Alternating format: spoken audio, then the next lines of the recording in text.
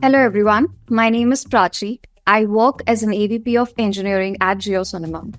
I lead the content discovery and personalization charter, the primary goal of which is to ensure that customers are able to find the right content to watch based on their interests. A little bit about JioCinema. JioCinema is an OTT platform in India. We have content in over 19 plus languages.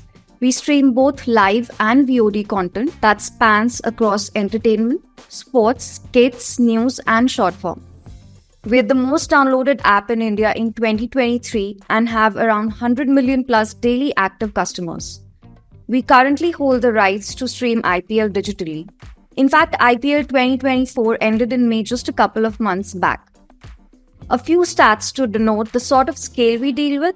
During IPL this year, we got 26 billion views, which amounted to around 350 billion minutes of watch time.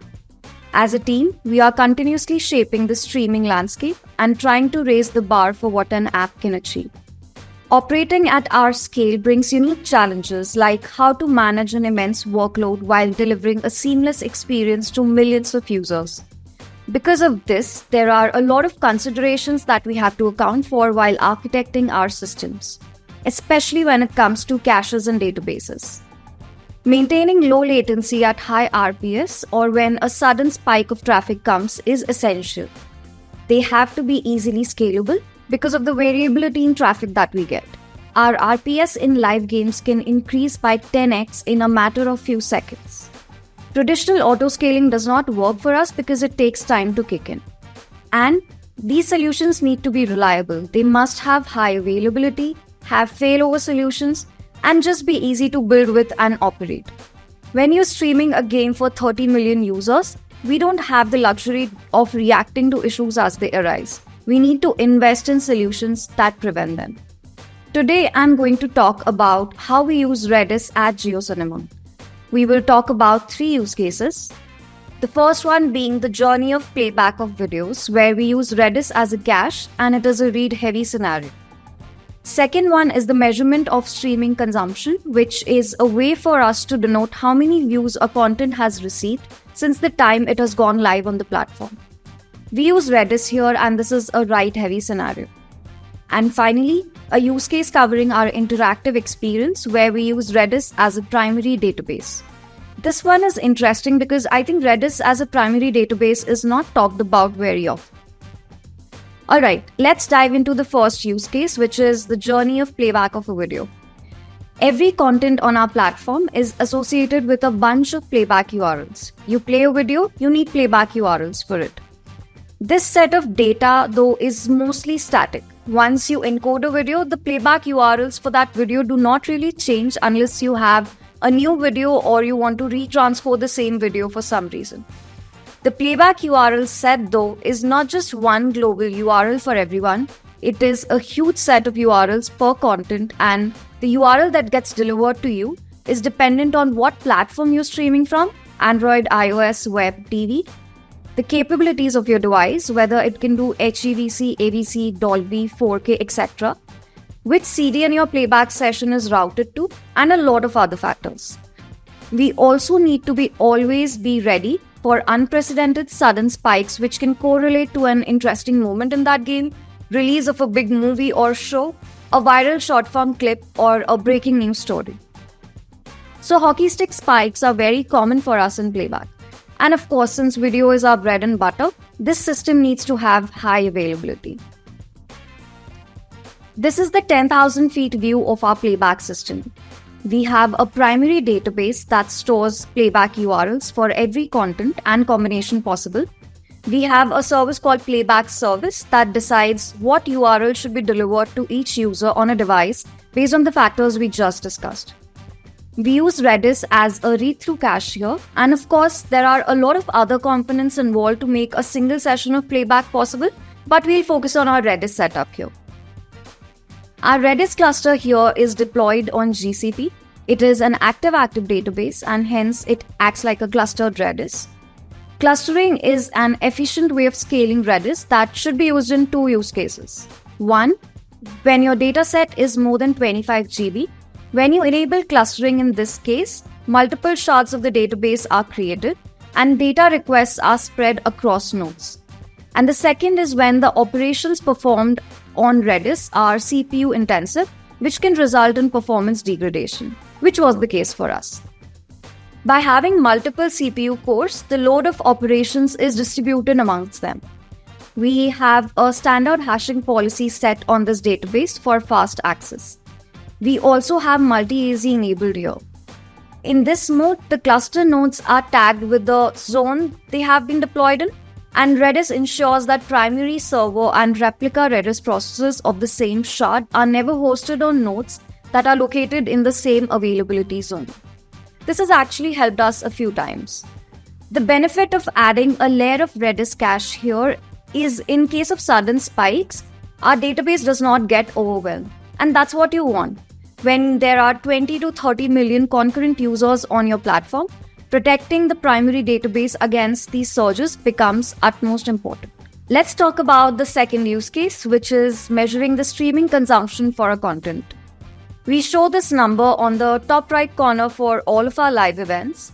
If you remember the numbers that we spoke about in the first slide, which was 26 billion views, at that scale, this problem becomes interesting. When we are talking about such scale, this system does not have to be strongly consistent, but it has to be as accurate as it can get in a matter of couple of seconds. Let me walk you through how this works.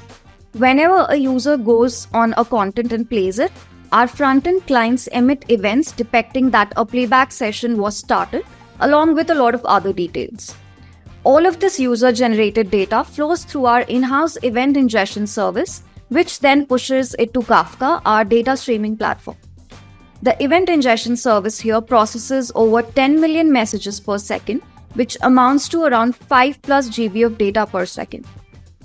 There are multiple consumers that pick the data they need from Kafka queues. In this case, we have a consumer called views consumer that picks this data, reads it, decides based on business logic whether to consider an event as a view or on a video or not, and then eventually writes this data to Redis. The service that returns views for a content to be displayed on frontend then reads this data from the Redis. To optimize the process of high quantity of writes to Redis, we use pipelines and batch writes. This means instead of handling data writes one by one, we group them into batches and process them simultaneously. This approach not only reduces latency, but also enhances the overall throughput of our system. This is the pattern of spike that we see in our writes to Redis post-pipeline and batch writes. Point to note here is that this is not the total event count for view counter, but this is after pipelines and batch writes that we just spoke about. Notice how the writes in Redis go from 2,000 to 45,000 writes in a matter of few seconds. Moving to our third use case, where we use Redis as a primary database. Every time you go to watch a live stream on JioCinema, you will be able to see a stream of stickers flying across on the screen. This is a way for our customers to interact with the platform or show support for their teams. For each match, we have a set of free stickers and a set of paid stickers. The final sticker set changes for each match depending on the team and the players for that game. A user can go and buy a pack from the sticker bar. They can then use it on JioCinema or even on their WhatsApp. The pattern of data that we store here is the set of stickers each customer has purchased and the final set of stickers for each content. This is a very high-level view of our sticker system. Let's talk about the purchase journey first. Once a payment transaction is finished for a customer who wants to buy a sticker pack, an entry is made in Redis with the user ID and the set of sticker packs the customer has bought.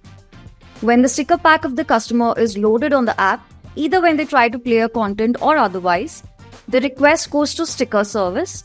The service checks the login status of the customer. If they are logged out, we return them the static configured sticker set. If they are logged in, which is true in majority of cases, we retrieve this data from Redis. We do have this purchase data stored in another database in our data warehouse as well for backup, but in the high read customer flow, Redis acts as the primary database here. This is a snapshot of the reads in Redis for sticker use case in the SRH versus RR match of this year's IPL. If you see the spike around 9:20 p.m., it was the last over of the inning when SRH was batting. Notice how the RPS of reads increased by 5x in just a matter of few seconds. Now that we've covered how we use Redis at JioCinema, I want to spend some time discussing one of the challenges we faced during our prep for IPL this year. Before every big event, we run multiple large-scale load tests that we call game days, which mimic the user journey and behavior on our backend systems and generate the same amount of load. In one of our game days, we noticed that multiple services using Redis were facing degraded performance. When we started debugging, we realized that a burst of traffic on one of our Redis database had resulted in a high network egress. Our immediate thought was, why would one database impact other services using Redis which are not even using that database? At the time, we were using a single subscription in Redis with multiple databases in it. This means we have a physical cluster consisting of multiple nodes. Each node can contain multiple databases within that subscription. The issue with this approach was that if one database on a node faced issues, it could impact other databases on the same node. Our immediate response was to move our big impacting databases in our separate subscriptions. This approach would isolate high utilization databases, ensuring that their performance does not affect others. Before making this movement, we also tried other things which helped us. We moved the master nodes of our other databases in the same subscription into nodes that did not have the database causing high egress. This ensured that the high egress databases remain isolated. The second thing we did was to gzip the payload before saving the data in Redis. We compressed the data to optimize storage and transmission, which resulted in less egress. We went from 20 Gbps to 250 Mbps just by this optimization. Gzip, though, is an expensive process since gzip and unzip of data is CPU intensive, but it gave us the buffer we needed before moving the noisy neighbors out in a separate subscription. Well, to wrap up, sharing 3 key strategies that have been instrumental for us. The first one is to keep the size of keys in Redis to less than 10 KB. By keeping the size of our keys below 10 KB, we optimize memory usage and improve data retrieval times. Smaller key sizes lead to faster access and lower latency. The second one is to separate unrelated databases into different subscriptions. To prevent performance issues and ensure better resource allocation, separate unrelated databases into different Redis subscriptions. This approach minimizes the risk of one database impacting another and allows for more tailored resource management based on the specific needs of each database. And the last one is to use pipelines. Pipelining in Redis is similar to the bullet train concept. It allows us to batch multiple commands together and send them in one go. This reduces the number of round trips required between our application and Redis, significantly improving efficiency and reducing latency. Pipelining is especially useful for operations that need to process large volumes of data quickly and reliably. Well, closing thoughts, Redis has been a good partner for us to meet our requirements. It's easy to use and works out of the box. And we are pretty excited about all of the amazing features that have been announced today. Thank you.